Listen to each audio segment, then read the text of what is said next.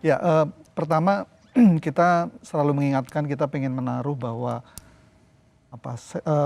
industri pengolahan, lalu industri-industri yang lain, bagaimana kita mencapai industrialisasi ini sebenarnya kan hanya cara.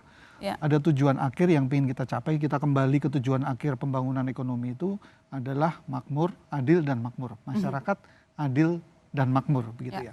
Jadi ini menjadi penting. Kenapa? Karena jadi makmur tapi juga makmur bersama begitu. Jadi bukan hanya sektor tertentu. Lalu adil gitu ya. Nah, mekanismenya apa? Mekanismenya salah satunya ya memang harus penciptaan lapangan kerja gitu. Penciptaan lapangan kerja.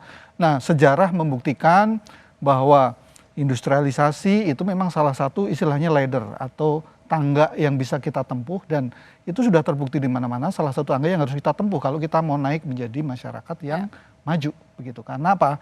Karena di situ menyediakan lapangan kerja, tentu saja upah yang lebih baik daripada informal. Sekarang banyak masyarakat Indonesia, kalau kita tadi bicara soal angkatan kerja yang bertambah 3,6 juta per tahun, harap diingat bahwa itu hanya penambahan, tapi existing sendiri kita tahu sekarang ada banyak masyarakat yang kerja di sektor informal.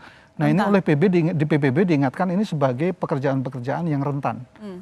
Padahal kita tahu bahwa tujuan, kalau kita lihat SDGs ya, itu tujuan ke-8 bilang bahwa kita bilangnya pertumbuhan ekonomi, tujuannya pertumbuhan ekonomi dan pekerjaan yang layak. Jadi bukan hanya sekedar pekerjaannya. Jadi PR-nya ini menjadi ganda, sebenarnya PR-nya menjadi ganda. Satu adalah menyediakan lapangan kerja untuk tadi angkatan kerja baru yang terus muncul, jumlahnya 3,5 juta lebih, 3,6 juta tiap tahun, ditambah masih ada lagi orang-orang yang bekerja di sektor informal yang rentan. Harap diingat dari sekian banyak orang bekerja itu ada misalnya 9 juta orang itu separuh menganggur. Gitu. Artinya dia bekerja dalam seminggu itu kurang dari 35 jam. Itu kalau definisinya ya.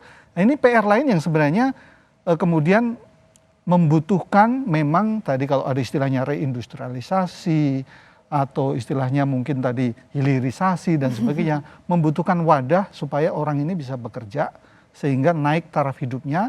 Lalu itu tadi kita maju bersama, makmur bersama. Karena tujuan akhir pembangunan ekonomi kan itu gitu. Nah, jadi itu menjadi konteksnya menjadi penting. Kenapa industrialisasi atau sebenarnya kita bicaranya tentang manufaktur, industri pengolahan itu harus segera direvitalisasi karena bisa dikatakan beberapa tahun terakhir ini kita terjebak di angka di situlah, 18% dan sebagainya, dan belum bisa kembali seperti semula. Sebelum krisis ekonomi sebenarnya, sebelum krisis ekonomi ketika kita bisa ada di level di atas 20%.